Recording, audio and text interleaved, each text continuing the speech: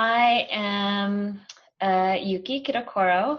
I'm the national organizer with the Climate Justice Alliance. And a little bit of background, I did environmental justice organizing, particularly with young people in Southeast Los Angeles for about 15 years, doing work and side by side with young people who have been facing environmental racism in the form of a lot of polluting industries concentrated in the neighborhoods, freeways and ports, and worked with them on campaigns to hold both the corporations accountable, but also the public agencies accountable for the impacts they are having in the community. So fighting both the practices and policies that allowed for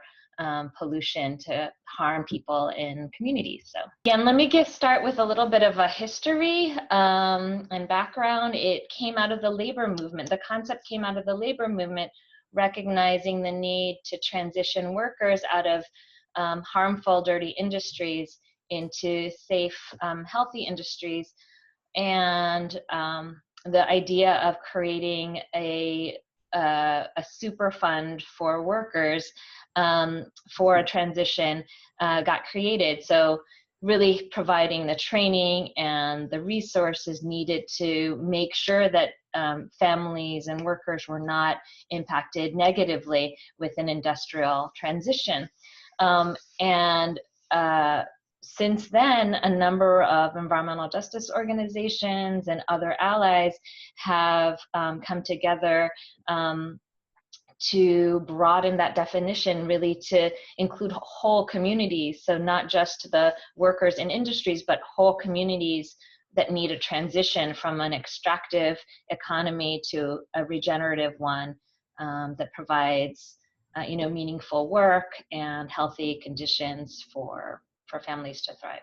Just Transition framework really talks about what I was referring to, this idea of an extractive economy that's really rooted in the extraction of resources, the extraction of labor from people in order to benefit very few people, as we've seen this happen increasingly over the last couple generations. And the idea of a just transition is really having a visionary guide for what our communities, our economy needs to look like, so that resources need to be regenerated.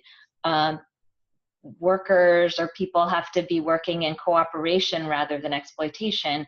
And really the goal is the well-being, the ecological and well-being of people, supported by in democratic communities. So, sorry, just to give you some examples, right? That sounds very theoretical and good, but just to give some examples, that it means a shift, right, from dirty fossil fuel-based energies to energy democracy, right? So clean, renewable energy that is controlled by people and by workers. It means high consumption and waste to zero waste strategies, really seeing kind of full circle cycles of our resources, our limited resources. It means from like individual cars and freeway-based transportation to transportation justice, public transportation and infrastructure for walking and other modes of transportation. It means housing that is, or land and housing that's all about for primarily making money to making sure that everyone has a home and that it's durable and it's efficient and it meets people's needs. So those are the kinds of transitions that I'm talking about. There are a number of principles that exist. So, a lot of the work that we do are based on the principles of environmental justice. They're based on the Hermes principles for democratic organizing. And there we have developed a draft set of just transition principles, recognizing, as for CJA, recognizing that just transition is gonna look different in different places. So the conditions are different, the strategies are gonna be slightly different, but we are developing kind of a core set of principles that, you know, each location can add to or customize that meets their local needs. Number one is a just transition moves us towards what's called buen vivir, which means that we can live well without living better at the expense of others. So people have the basic fundamental right to clean air, clean water, land, food, education, and shelter, regardless of background, of class, of race, of gender, etc. A just transition, number two, is a just transition creates meaningful work. So a just transition centers on the development of human potential, creating opportunities for people to learn and grow and develop their full capacities and interests. So number three is a just transition upholds self-determination. So all people have the right to participate in decisions that impact their lives, is basically what that one means. Number four is a just transition equitably redistributes resources and power. So, you know, what I talked about before, how our current economy really is benefiting a few and at the expense of the majority. So, you know, we need to be working towards building new systems that are good for everybody. And a just transition must actively work against and transform the historic social and economic inequities that exist. So number five is a just transition requires regenerative ecological economics, and that's a mouthful, but it means that we really need to advance kind of ecological resilience, understanding kind of both the bounty and the limitations of the natural world, right? We live on this planet. And so that means that we need to kind of reduce resource consumption, restore biodiversity and traditional ways of life, and, you know, for our collective well-being. Number six is a just transition retains culture and tradition. So our current economic system has forced many communities to sacrifice culture and tradition just for economic survival, right? People aren't necessarily growing the foods, their traditional foods, because they're forced to grow cash crops to be able to pay kind of the bills based on our current system. So we really need to restore those traditions, the deep knowledge of place. Number seven is a just transition embodies local, regional, and national and international solidarity. So a just transition can't just be in one place, right? It means justice for everyone. So it must be liberatory and transformative. And we know that the impacts of the extractive economy knows no borders. So we recognize the interconnectedness of our communities. And so our solutions need to be calling for local, regional, national, and global solidarity that confronts militarism, imperialism, and extraction in all of its forms. And then the final one is a just transition builds what we need now. So it means that we need to be building the world and the communities we need now. It's not just an idea that's far away. We really need to be starting to build the muscle to be able to govern ourselves, to build the kinds of institutions that will meet our community's needs. So we see kind of like, if you're thinking about the extractive economy and the regenerative one, some of the core strategy elements we see that are needed to be able to go from one to the other, just to kind of move us in that process, are that we need to, one of the things that we've been really good at doing, the environmental justice movement has been really good at doing, is ending the bad. So we need to be organizing to end the bad. That means challenging and stopping new, pipelines, power plants, projects that are destroying our communities. So that's one. We need to stop the bad. We need to organize to build the new. So kind of that last just transition principle was talking about, like, we really need to be building kind of the infrastructure, the institutions, the businesses, the democratic, governance structures that we need to be moving towards. So that's building the new. We need to organize to change the rules. So it's not just about having one project here and, isolated projects. It's really about changing the rules, the policies at the local level on up, right? To make it possible for the just transitions to happen at scale that benefit everybody. We need to, and also the thing around changing the rules is it's like the rules need to be about drawing down power and resources to the local level to be community kind of controlled and run and governed. We need to organize to move the money. Right now, there's a lot of money and resources going to support the fossil fuel, the extractive economy. We need to really drain that system to be able to then, move it into the regenerative economy. We need to organize to change the story. So, a lot, especially we're seeing right now in this current political moment, we're hearing very different stories and frames of how we see it, right? There's so much dividing, attempts to divide our communities. We really need to, we know that the story is about the interconnectedness of all people.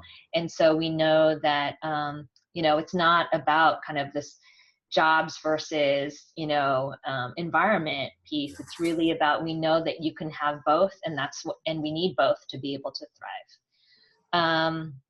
And finally, we need to build a movement of movements. So that's really about bringing folks together. And it's not about kind of housing versus land versus, water versus, public transportation. It's like we need all of those things, and we need people to be working. We need to be, building relationships across sectors to really develop that strategy and vision for our communities. All of the places I named are talking about just transition in one form or the other, with whether it's the municipal level, state level, even pushing kind of on federal policies, talking about just transition. So like in Eastern Kentucky, I know that they've been pushing on all levels of government towards a transition because they've been so, dependent on the coal economy, and there's going to be a transition no matter what. It's whether or not it's going to be just is the question. So, they've been pushing for renewables, and just a whole new economy, a new vision for Kentucky. In Richmond, California, they've been working with the local city councils. They're in there working to build, cooperative institutions to meet their needs, and are building local community-controlled, non-extractive finance to be able to support the development of co-ops, whether it's worker-owned or community-owned, from community-owned energy to worker-owned, urban farms and that kind of thing. So I know that, folks are engaging with their local governments in all those places.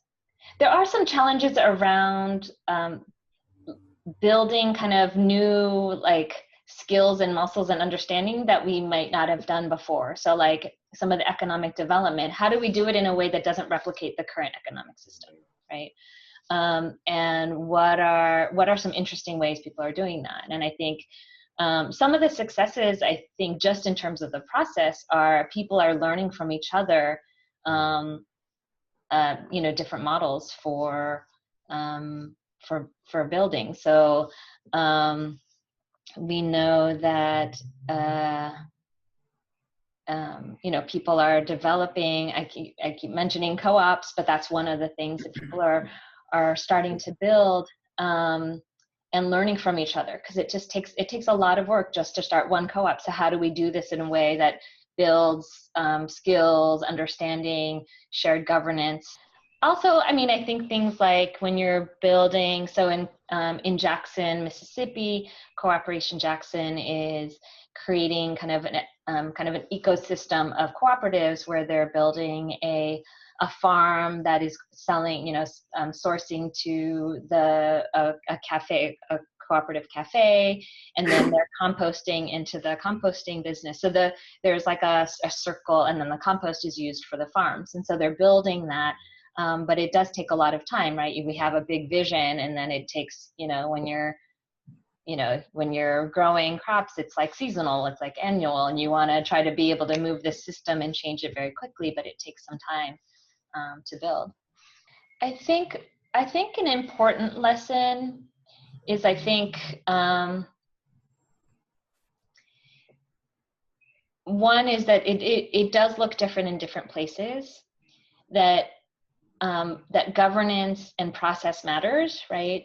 Building the vision collectively for your community, understanding what the opportunities and challenges in your community look like, building a vision together, and help kind of turn that, right? Turning kind of a vision into a set of priorities, and then what does that look like in terms of on the ground? What capacities do we have, right? Another challenge that I didn't mention was that we have what we need is big, and we have limited resources and capacity. So how do we kind of use that and prioritize what we need to do now so that we can kind of build capacity for the future?